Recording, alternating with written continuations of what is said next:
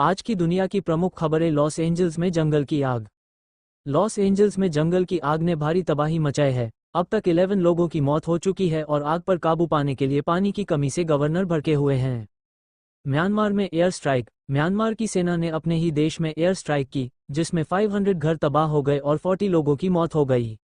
Indonesia Japan के बीच समझौता। क्षेत्रीय तनाव के बीच इंडोनेशिया और जापान ने एक समझौते पर हस्ताक्षर किए हैं, जिसमें दोनों देशों ने रक्षा और आर्थिक संबंधों को मजबूत करने का वादा किया है। अमेरिका जापान ने रूस के खिलाफ नए प्रतिबंध लगाए। अमेरिका और जापान ने रूस के खिलाफ नए प्रतिबंध लगाए हैं, जिसमें 2 भारतीय कंपनियों पर भी बैन लगाया गया है। इससे कच्चे तेल की कीमतों में 3% की वृद्धि हुई है, जो अब $80 प्रति बैरल को पार कर गई है। डोनाल्ड ट्रंप का ग्रीनलैंड और पनामा नहर पर कब्जा चाहना। डोनाल्ड ट्रंप ग्रीनलैंड और पनामा नहर पर कब्जा करना चाहते हैं, जिससे अमेरिका के लिए रणनीतिक महत्व बढ़ेगा।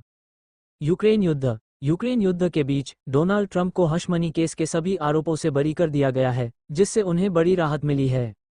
भारतीय अर्थव्यवस्था का विकास। 2025 में भारतीय अर्थव्यवस्था 6.6% की दर से बढ़ने का अनुमान है, जिससे मजबूत निर्यात वृद्धि से आर्थिक गतिविधि को बढ़ावा मिलेगा। इसरो के नए चीफ का ऐलान। इसरो के नए चीफ के रूप में 14 जनवरी को वी नारायणन कमान संभालेंगे।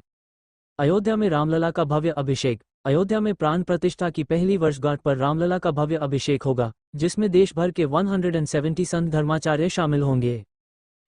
आज की प्रमुख विश्व समाचार। 11 जनवरी 2025 मैथ्यू पेरी का घर जंगल की आग से बचा। अभिनेता मैथ्यू पेरी का लॉस एंजेलिस स्थित घर, जो अब एक भारतीय मूल की महिला के स्वामित्व में है, पैसिफिक पैलिसेड्स क्षेत्र में हाल ही में हुई जंगल की आग से सुरक्षित रहा। आग की अनियमित लपटों ने कुछ घरों को राख में बदल दिया, जबकि कुछ को छोड़ दिया। यमन और लेबनन में इजरायली हवाई हमले। इजरायल ने यमन और लेबनन में हवाई हमले किए, जिससे गाजा में 20 से अधिक मौतें हुई। ये हमले क्षेत्र में चल रहे संघर्षों के बीच हुए, जिनमें भारी जनहानि हुई है। रूस की तेल उद्योग पर अमेरिका और ब्रिटेन के प्रतिबंध।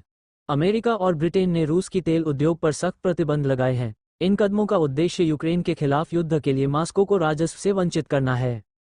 वेनेजुएला के मादुरो ने तीसरी बार राष्ट्रपति पद की शपथ ली। वेनेजुएला के राष्ट्रपति निकोलस मादुरो ने तीसरे कार्यकाल के लिए शपथ ली। ये शपथ ग्रहण विरोध और अंतर्राष्ट्रीय आलोचनाओं के बीच हुआ। अमेरिका ने उनकी गिरफ्तारी के लिए इनाम बढ़ा दिया है, जो दोनों देशों के बीच बढ़ते तनाव को दर्शाता है। लॉस एंजेलिस की जंगल की आग। कनाडाई नागरिकों का पलायन। लॉस एंजेलिस की जंगल की आग से बचकर निकले कनाडाई नागरिकों ने आग से हुई व्यापक तबाही का वर्णन किया। आग पर काबू पाने के लिए फायर फाइटर लगातार प्रयास कर रहे हैं। पीएम मोदी फ्रांस में एआई एक्शन समिट में शामिल होंगे। भारतीय प्रधानमंत्री नरेंद्र मोदी 11 फरवरी 2025 को पेरिस में एआई एक्शन समिट में शामिल होंगे। इस शिखर सम्मेलन का उद्देश्य समाज पर एआई के प्रभाव पर चर्चा करना और सार्वजनिक हित, नवाचार और वैश्विक शासन जैसे विषयों को संबोधित करना है।